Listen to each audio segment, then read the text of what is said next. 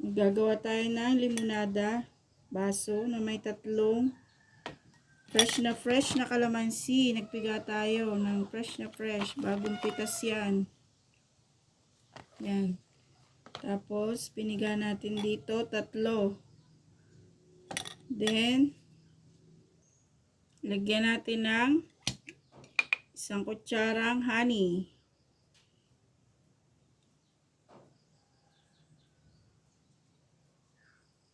No more money, pero ang honey, ang tagal naman bumaba.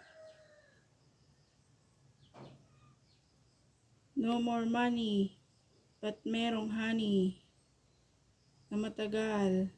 Tagal-tagal. Yan. Lagyan natin ng isang kutsarang honey. Yan. O, diba? Para healthy.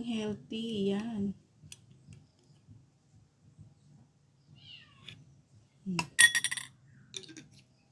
Ubos na po yung honey ko.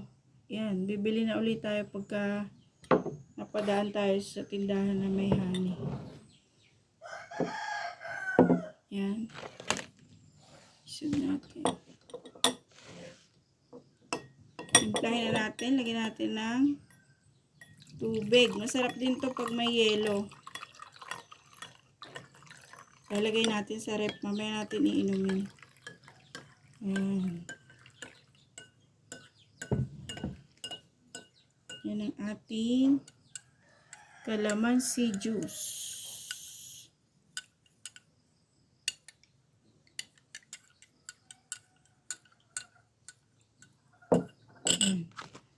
Calamansi juice with honey. Calamansi juice with honey.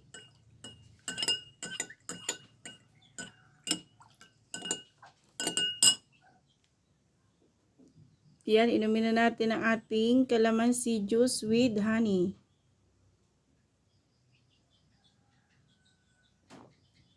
Hindi siya maasim na maasim, hindi rin naman matamis na matamis. Dahil napadami ang tubig, yun. Pero mas matapang yung kalamansi. Try nyo. Para nakakawala rin to ng mga virus sa ating katawan. Yan, ayon sa research ko.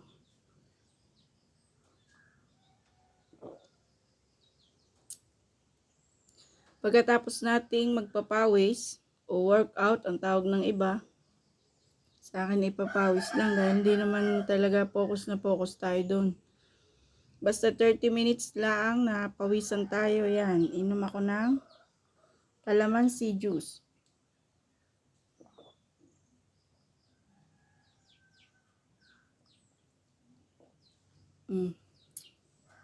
Pero yung baso ko, pundador. Yan. Hindi mahalatang tumador. Pero hindi ako magbabarek. Arilangan ko ibaso na malinaw. And nandini ho labo. Ay hindi ho nyo makikita kung paano. Yan. So, hanggang din na lang. Sana ay subukan nyo rin.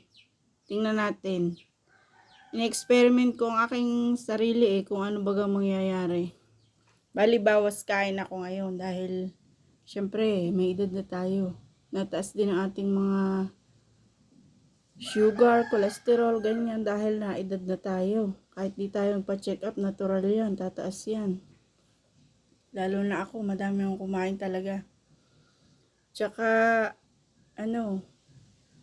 inom din tayo ng maraming tubig, magpapawis, gumalaw-galaw, ganyan. Napakahirap magkasakit. Nako, wala naman lagi tayong hawak na pera. Madali ang pera, sabihin, madali ang pera, pero pag nandyan na, naku, mahirap din, napakahirap sa katawan ng may sakit. Yun lang. So, itry na natin yung mga pinapayo ng iba at subukan natin sa ating katawan. Yun lang. Thank you for watching. Bye. Have a great day.